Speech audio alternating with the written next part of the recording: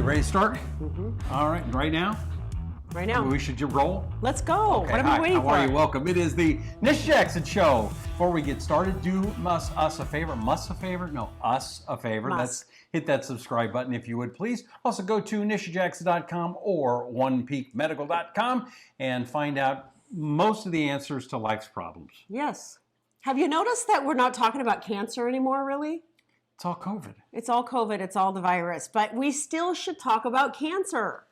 Is cancer a big thing still? Cancer is preventable. Many cancers are preventable. And we want to talk about 9 cancer-causing habits that you really should stop doing. Okay, Thank God coffee cessation is not one of them. Okay, I'm guessing first thing, smoking. Yes. Not as many, and there's not as many smokers in America anymore. Well, that's actually not true. Really? Yeah, we still have a major problem worldwide with smoking, and we're starting to see younger people smoking now. It's a very expensive habit. I don't get it. Someone just told me the cost of a pack of cigarettes today. I'm like, how can anyone afford to smoke? Anyway, every puff of tobacco, every single puff, is filled with over 250 chemicals. Imagine that. How about vapes, though? Is that okay? One puff. I don't know about vaping. Okay.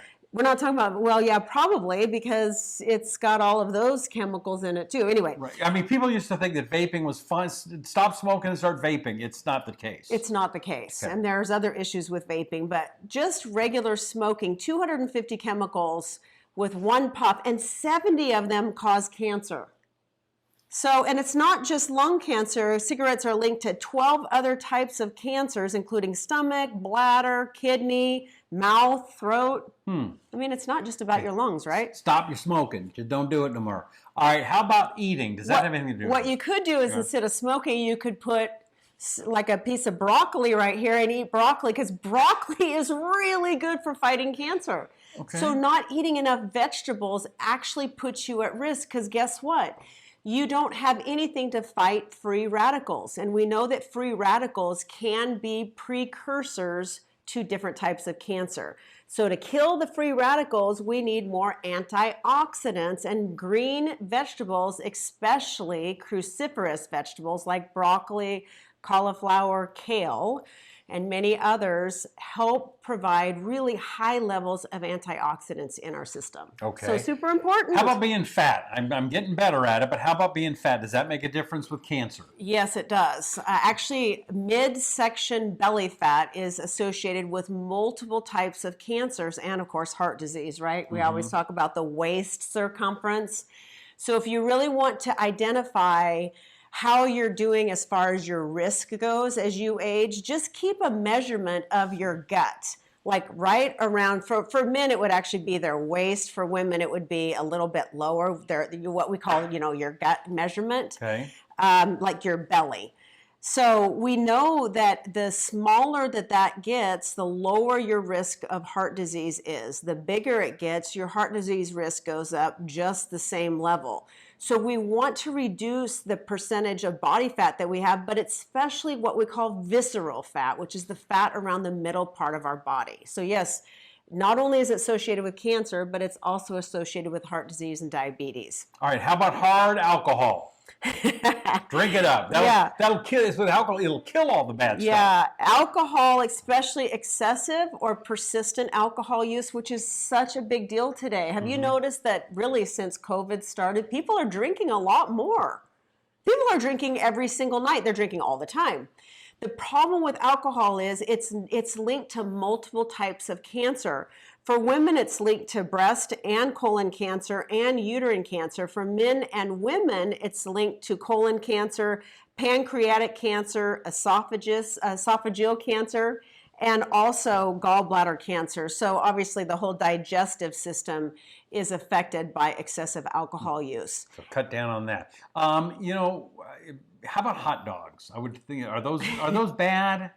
You like hot dogs, don't you? I do like hot dogs. I knew he was going to say that. He's not been eating as many hot dogs. As you can tell, he's slim and trim now.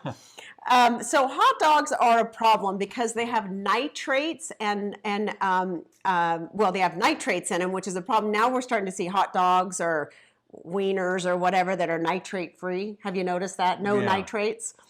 So nitrites and nitrates, there's I and A in those. That's what I was stuttering on a minute ago. Those two chemicals have been associated with cancer. So reducing your intake of hot dogs, some people eat hot dogs a lot. Yeah. And I have to admit, I like corn dogs.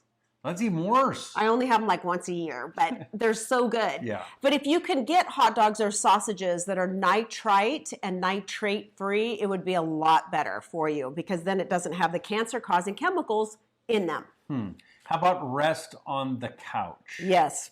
So spending too much time on the couch, I don't even get this because I don't get this. I'm like a shark. I'm constantly moving. She does not take a lot of sitting down. No and sitting resting down. time.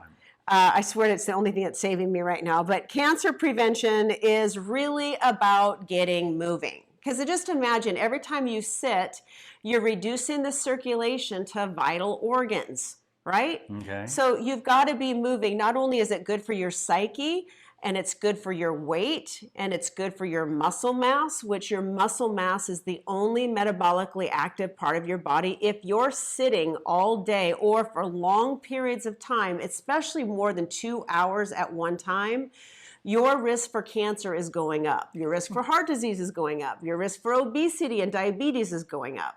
So, and also, if you're sitting there and you're just surfing the internet or you're just watching show after show after show on TV or on your computer, you're actually going brain dead while you're at it.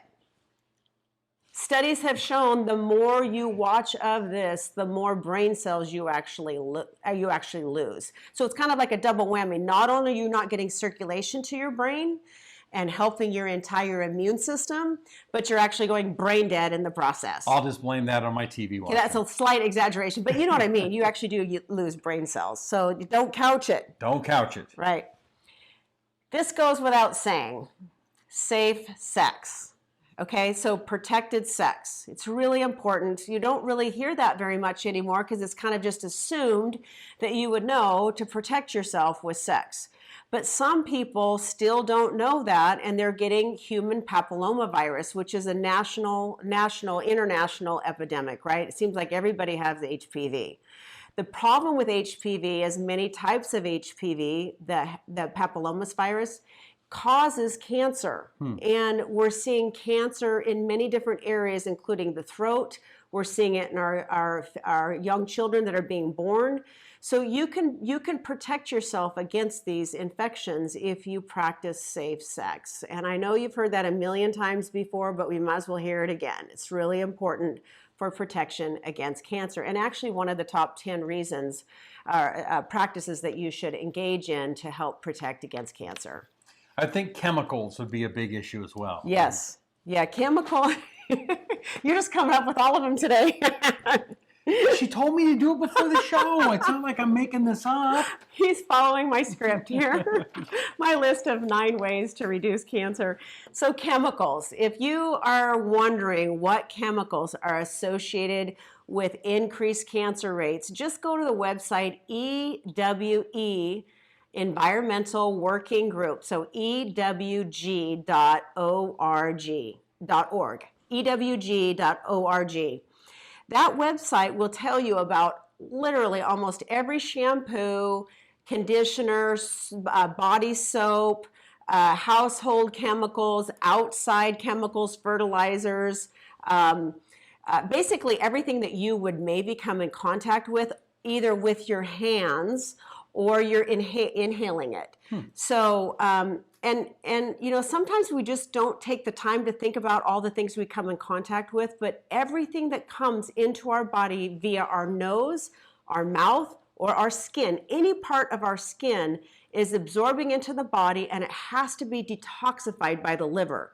So just take note when you go out with that DDT or whatever that stuff is, that you're trying to kill the weeds, or you're trying to kill the little bugs that are around your house, or you're washing the countertops and then you're cutting food on top of your countertops. Think about all of those chemicals, and are they actually good for you? Most of the time they're not. So those chemicals can also mimic estrogen in your body. And literally the last thing that we need today is to be more estrogenized as women or men. because that can cause many side effects, including cancer. So breast cancer for men and women, uterine cancer, prostate cancer.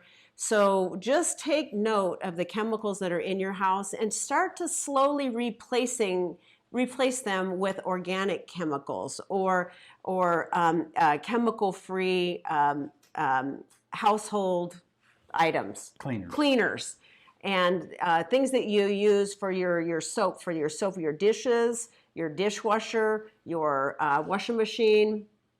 I'm just thinking about everything that you have in your house. So that's really, really important. And people view it as kind of a hassle, like, oh, I don't want to go to the hassle. It's just like, I got to research that and figure it out. It's worth it.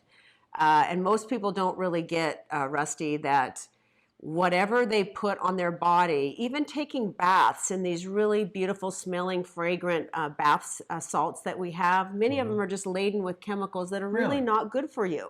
And it causes a lot of problems down the road, not only cancer, but again, this estrogen effect that really causes a lot of problems with inflammation and weight gain, especially belly fat. Okay. Now, I have a friend who had colon cancer last year, and she's gotten through it. Thank goodness, she's doing great. But the thing she's telling everybody is make sure you get screened. Make sure you get tested. Yes. Is that one of the things that you want people to do? Yes. So I'm going to go out on a limb here. Yeah. Great lead in. I'm going to go out on a limb. Well, first of all, colonoscopies, which is the cancer screening test for the colon, is still the test that saves the most lives. So if you're 50 and you've not had a colonoscopy, please call and get it scheduled, a screening colonoscopy. If you are high risk before the age of 50, please talk to your primary care provider about getting a colonoscopy scheduled. Can I interrupt you right there? Yes. Because I hadn't done it because everybody told me how horrible it was. Oh, you got to drink this stuff. Oh, you got to do this stuff. It's horrible. I went and did it, and I'm not sure if we talked about this before, but this is what I remember.